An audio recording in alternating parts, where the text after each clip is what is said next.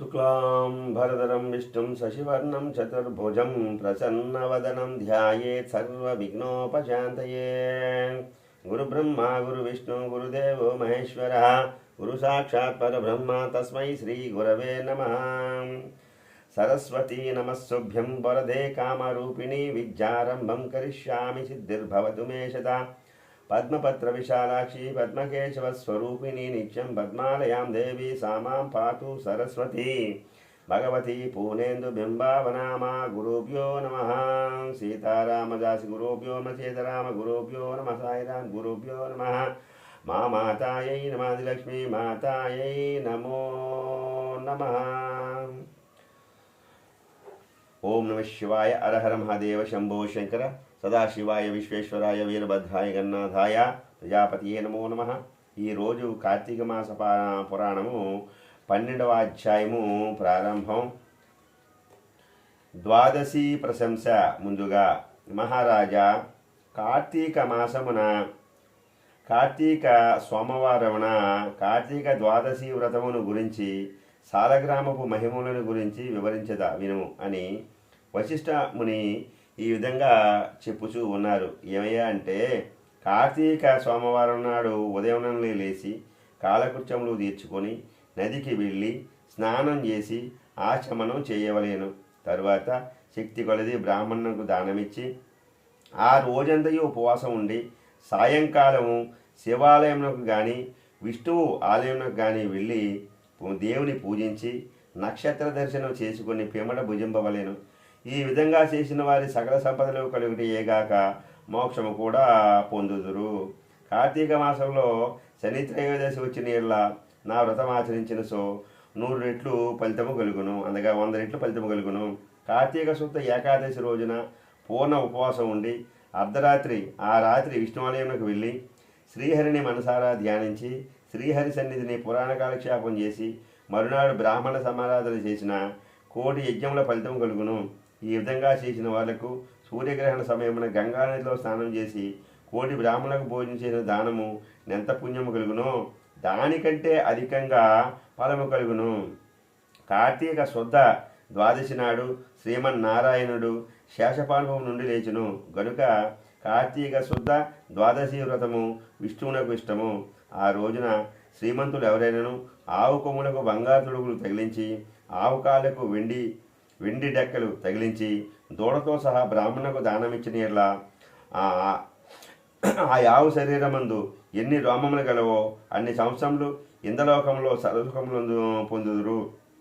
కార్తీక మాసమందు వస్త్రదానము చేసినను గొప్ప ఫలము కలుగును.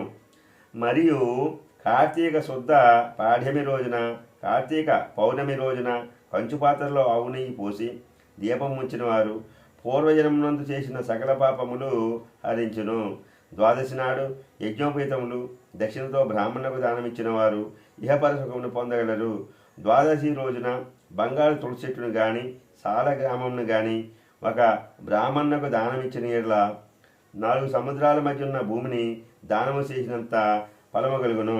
దీనికి ఉదాహరణగా ఒక కథ కలదు, శ్రద్ధగా ఆలకింపుడి. సాలగ్రామ దాన మహిమ. పూర్వము అఖండ గోదావరి నదీ తీరమందలి ఒకనొక పల్లెయందు ఒక వైశ్యుడు నివసించుచుండెను. వాడు మిగుల దురాచాపరుడై నిత్యము ధనమును కూడబెట్టుచు తాను అనుభవించక ఇతరులకు కూడా బెట్టక బీదలకు దాన ధర్మములు చేయక ఎల్లప్పుడూ పరనిందలతో తానే గొప్ప శ్రీమంతుడిగా విర్రవీగుచు ఏ జీవికి కూడా ఉపకారమైనను చేయక పరుల ద్రవ్యము నెటుల అపహరింతునా అను తలంపుతో కుర్చిత బుద్ధితో కలిగి గడుపుచుండెను. అతడు ఒకనాడు తన గ్రామమునకు సమీపంలో ఉన్న పల్లెలో నివసించుచున్న ఒక బ్రాహ్మణునకు తన వద్దనున్న ధనమును పెద్ద వడ్డీకి అప్పు ఇచ్చెను.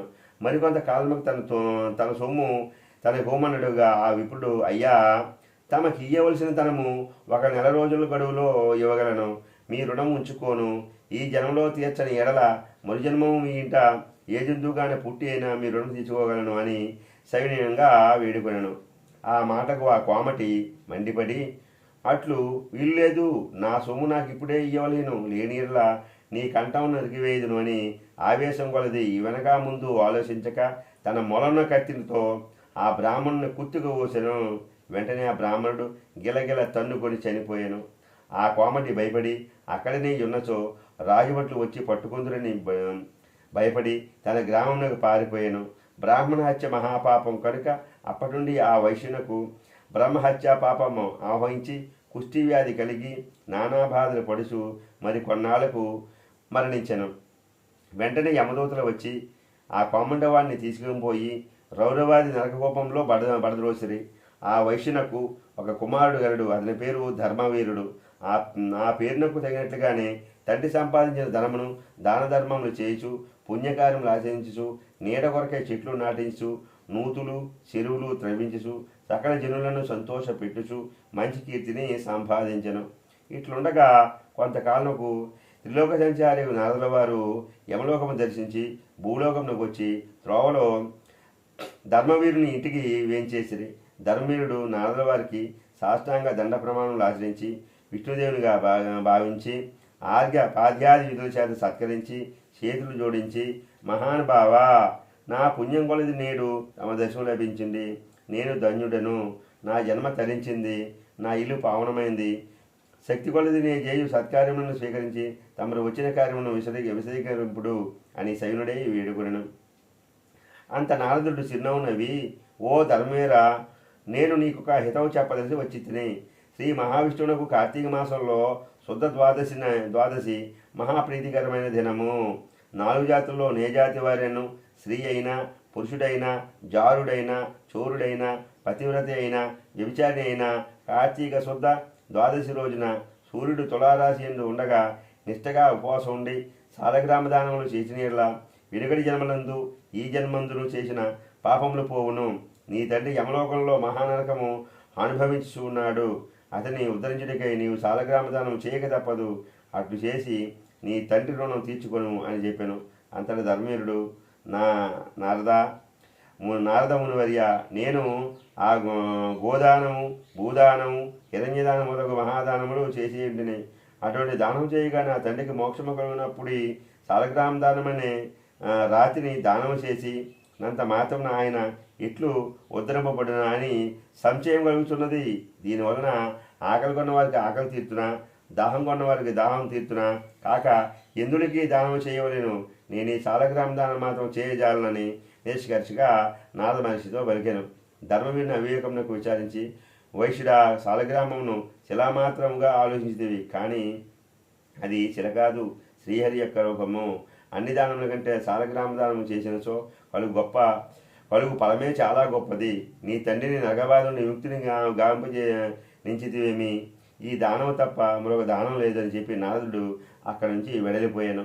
ధర్మవీరుడు ధనబలము గలవాడి ఇండియు దాన సామర్థ్యం కలిగిండియు కూడా సాలగ్రామ దానము చేయలేదు. కొంతకాలం కూడా అతడు చనిపోయాను. నారదుడు చెప్పిన హితబోధను పెద్ద చెవులు పెట్టుడి చేత మరణానంతరం 7 జన్మల యందు పులి అయి పుట్టి, మరి 3 జన్మల యందు వాననమై పుట్టి, 5 జన్మలందు ఎద్దుగా పుట్టి, 10 జన్మలు మానవ స్త్రీగా పుట్టి, 10 జన్మలు పందిగా జన్మించిండను. అట్లు జరిగిన తరువాత 11వ జన్మలో ఒక పేద బ్రాహ్మణుని ఇంట స్త్రీగా పుట్టగా ఆమెకు యవ్వన కాలము రాగా ఆ పేద బ్రాహ్మణుడు ఆ విద్వాంసునకు ఇచ్చి పెళ్లి చేశాను. పెళ్లి అయిన కొంతకాలంలో ఆమె భర్త చనిపోయాను.